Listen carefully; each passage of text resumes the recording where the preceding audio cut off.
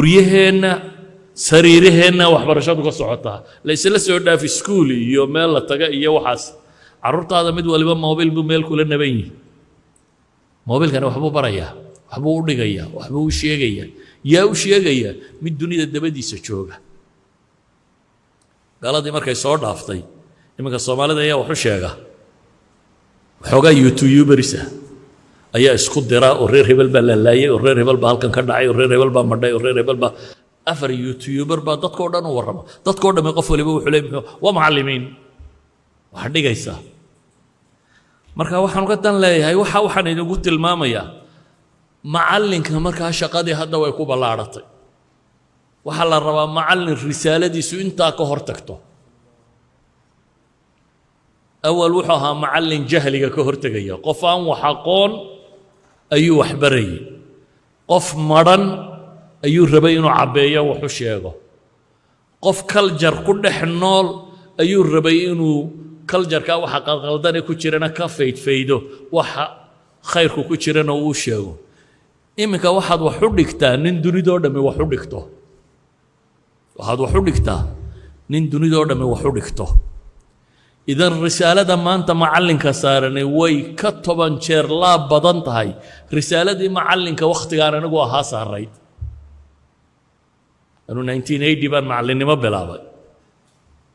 dee TV ma jirin oo mana noqon oo jaraa'idnimo soo gaari jirin oo YouTuber ma jirin oo internet ma jirin oo waxba kale ma jirin waxa jiray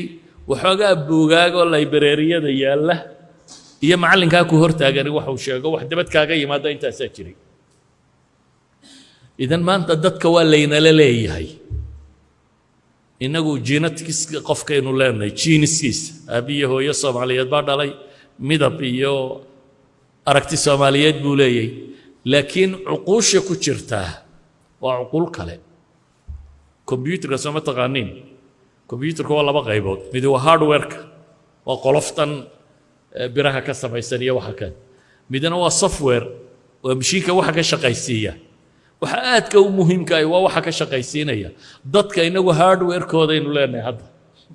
qolfoofkooda inuu leenahay ama software-ka ku shaqeeyaan dad yow badan baa leh macallinka waxa la rabaa markaasi software-ka inaad yeelan karto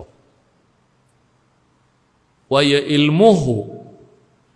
cidda ugu weyn ee uu rumaysay waa macallinkiisa xataa labada waalid isagu ka horeysiya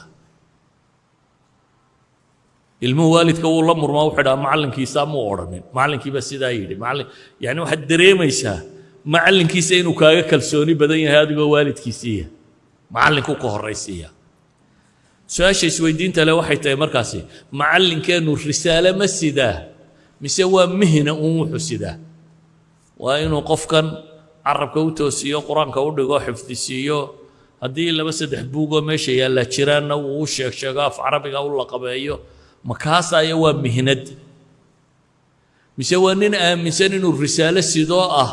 dunida dhan inuu ka hortago ku tala jiraa bulshaduna nooliyay mustaqbalkeedu sidoo noqon doona buu rabaa inuu isagu qaabeeyo